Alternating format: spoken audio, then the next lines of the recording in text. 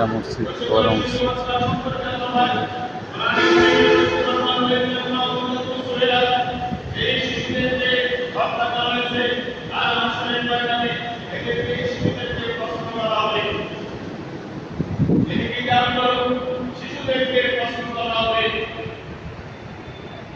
কেন তোমাকে বিয়ে শিশু তুমি বলো তোমার মায়ের পেট থেকে আসার সাথে সাথে তুমি কি পাপ করেছিলা, তুমি কি গুনাহ করেছিলা, কোন গুনাহের কারণে তোমাকে হত্যা করা হবে?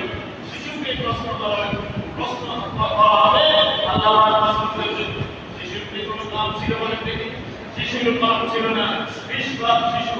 শিশুকে প্রশ্ন করা হবে এই জন্য যে হত্যার একটা মানব হয়, হত্যার একটা কি হয়, হত্যাকারী যেন মানব হয়। শিশুর তো কোনো অপরাধ ছিল না, কেন তুমি হত্যা করলে? ওই হত্যাকারীকে আটক করার জন্য আল্লাহ শিশুকে প্রশ্ন করবে,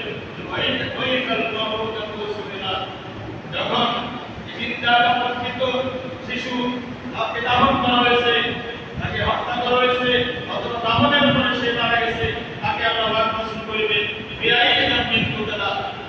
এরকম জমানার মধ্যে আল্লাহর হাতে পড়ে গেছে 40 বছরের একটি সম্মানকে আল্লাহ প্রকাশ করার জন্য কি করেছেন? নির্দেশ দিয়েছেন 3 বছর নামি করে ওই আসলে সর্বপ্রথম ওই আসার পরে এরপরে ওই আবার 3 বছর অফির আল্লাহ বন্ধ রাখছে। 23 বছরের মধ্যে 3 বছর ওই আসে, আর বাকি কত বছর? 20 বছর। এই 20 বছরের মধ্যে আল্লাহ হাবিব ইসলামের এক প্রসার করলেন। ইসলাম এমন ভাবে প্রতিষ্ঠিত হলো, ওনার জীবনে একবারে জব করেছেন। দশম হিজরিতে আল্লাহ হাবিব পবিত্র আরফাতের ময়দানে হজ করেছেন। ওনার জীবনে মাত্র একবার হজ উনি পালন করেছেন। এর পরবর্তী বছর উনি হজের আগে রবিউল আউয়াল মাসের আগে এই তারিখে তিনি কি করেছেন? ইন্তেকাল করেছেন। আরফাতের ময়দানে আয়াত কারিমা আল্লাহ নাযিল করলেন, আলিয়ামা আকমালতুকুম দীনাকুম, আজকে আমি তোমাদের জন্য তোমাদের দ্বীন ইসলামকে পরিপূর্ণ করে দিলাম। রাদিতু লাকুমুল ইসলাম দীনান, এবং আমি তোমাদের জন্য দ্বীন ইসলামকে পছন্দ করলাম। আল্লাহ পাকের পক্ষ থেকে নির্বাচিত ধর্ম হয়েছে ইসলাম ধর্ম। এই আয়াত কারিমা আল্লাহ আরফাতের ময়দানে কি করলেন? নাযিল করলেন। 20 বছরের মধ্যে ইসলাম প্রতিষ্ঠিত হয়ে গেল এমন জমিনের মধ্যে, এই জমিনের মধ্যে পূজা করা হচ্ছে 360 এরকম আমল পরিবর্তন আল্লাহ হাবিবের উসিলা হয়ে গেল। এবং আল্লাহ হাবিবকে আল্লাহ এই পৃথিবীতে আর বেশি দিন রাখলেন না। 20 বছর পূর্ণ হতে না হতে আল্লাহ পাক আল্লাহ হাবিবকে দুনিয়া থেকে নিয়ে গেলেন। কিন্তু সেই ইসলাম, সেই কোরআন, সেই হাদিস এখন আমাদের মাঝে ওইভাবে আছে যেভাবে আল্লাহ হাবিবের জামানার মধ্যে ছিল। কথা ঠিক কিনা বলেন দেখি? আল্লাহ হাবিবের জামানার মধ্যে কোরআন কারীম যেভাবে ছিল সেইভাবে আজও আছে, সেইভাবে আজও আছে। একটি হরফের কোনো পরিবর্তন হয় নাই। রাসূল পাক সাল্লাল্লাহু আলাইহি ওয়াসাল্লাম তিনি ইন্তিকালের পূর্বে সাহাবায়ে উদ্দেশ্যে তিনি বললেন যে আমার সাহাবারা তারাক্কু ফীকুম আমরাইন, আমি তাদের লোমা তামাসসাকতু বিহিমা, আমি তোমাদের কাছে দুটি জিনিস শিখে গেলাম, এই দুই জিনিসকে তোমরা ধরে রাখলে তোমরা কখনো গোমরা হবে না।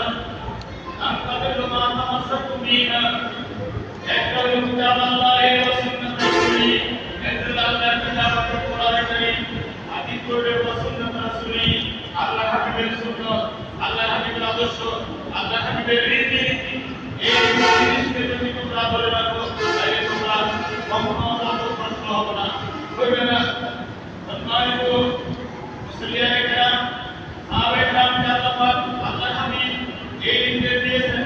এই নির্দেশটা আমাদের জন্য, এই নির্দেশটা আমরা যতদিন কোরআন ধরে রাখবো, আমরা যতদিন আল্লাহ হাবিবের সুন্নাহকে ধরে রাখবো, অত ভ্রষ্টতা আমাদের সমাজের মধ্যে, আমাদের দেশের মধ্যে অন্যায়ের অন্ধকার, জুলুমের অন্ধকার, অবিচারের অন্ধকার, বেইনসাফির অন্ধকার, জুলুমের পাপাচারের অন্ধকার আমাদের এই মুসলিম সমাজের মধ্যে থাকতে পারে না।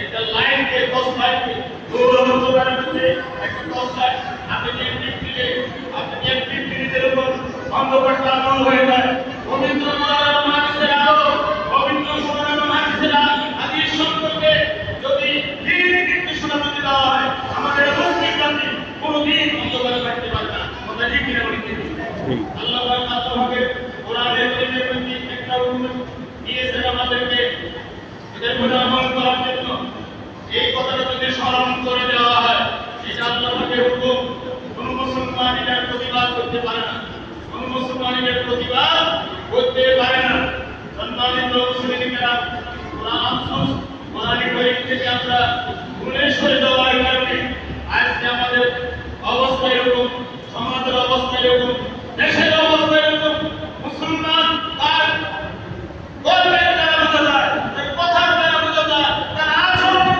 দ্বারা বোঝা যায় যে মুসলমানের তো তার থেকে মনে হয় বহু আগে চলে গেছে কথা ঠিক কিনা বলতে তার গর্বে বোঝা যায় গর্বের দ্বারা বোঝা যায় সে যে আত্মাকে ভয় করে সে যে পরকালকে ভয় করে এটা মোটেও বোঝা যায় এটা মোটেও বোঝা যায় কথা ঠিক কিনা বলতে অনেক সময় নাইকে বলে আল্লাহ আল্লাহকে কি ভয় করছ না পরকালকে কি ভয় করছ না জাহান্নামে কি ভয় করছ না তুই কি বেঈমানের হয়ে গেছিস কি অপকর্ম যখন করা আরম্ভ করে তখন তার মুরব্বী ধরনের লোকেরা তাকে এরকম ভাবে তাকে প্রশ্ন করে এরকম ভাবে তাকে শাসায়